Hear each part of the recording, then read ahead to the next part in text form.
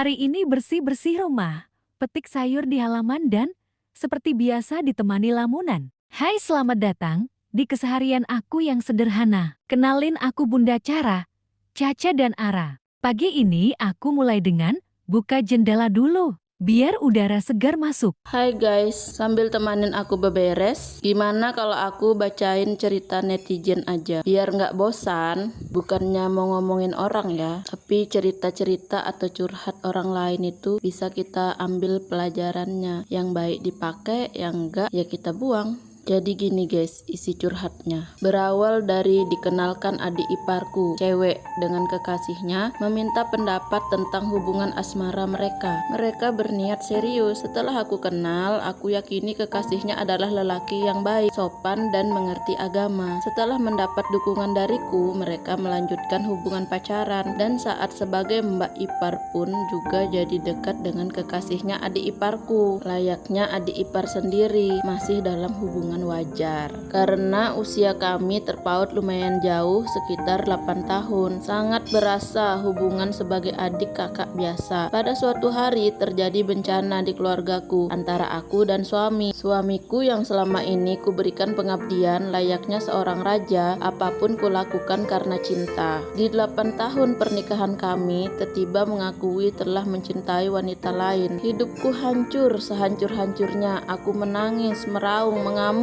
bak orang kesetanan. Sejak saat itu aku tidak mau tidur di dekat suamiku. Aku mencari ruangan lain. Saat itu aku tidak berani curhat kepada siapapun. Entah bagaimana tiba-tiba kekasih adik iparku yang memang juga rajin chattingan denganku. Sejak saat itu hubungan kami menjadi dekat. Ya, aku selingkuh, tapi kami tidak sampai melakukan hubungan intim. Setiap ada kesempatan kami melakukan sentuhan-sentuhan meski menggairahkan, aku masih bisa menahannya. Dan justru menjadi jalan kami saling mencintai versi kami. Aku bahagia dengan semua ungkapan cintanya dan aku juga mengaguminya. Dan sejak saat aku bahagia dengan kekasih adikku, aku menjalani rumah tangga hanya sebagai kewajiban saja. Hubungan gelapku seperti layaknya hubungan pacaran lainnya, dibumbui dengan cemburu yang berlebihan. Ya, aku cemburu dengan adik iparku. Selama adik iparku berpacaran dengan kekasihnya, mereka berniat menuju jenjang pernikahan. Sayangnya mertuaku tidak menyetujuinya. Menurut bapak, dia lelaki yang tidak baik untuk anak perempuannya. Aku bahagia, tapi adik iparku tidak mau berpisah dengan kekasihnya dan justru aku yang ditugaskan mertua untuk membujuk supaya mau putus dan dijodohkan dengan lelaki lain. Ku coba juga untuk merayu kekasihnya supaya memutuskan hubungan. Dia juga tidak mau. Alasannya dia tidak akan melepaskan aku. Dengan menikah, dia akan terus dekat denganku. Akhir cerita, mereka tidak bisa diputuskan dan menikah. Hatiku hancur karena cemburu. Setelah pernikahan mereka, aku seperti orang putus cinta. Setelah hubungan mereka, aku masih melanjutkan hubungan itu. Dengan seluruh rasa sakit, aku berpikir bagaimana kalau ketahuan. Hancurlah semuanya dan aku memutuskan untuk berhenti bermain-main asmara dengan dia. Sekarang setelah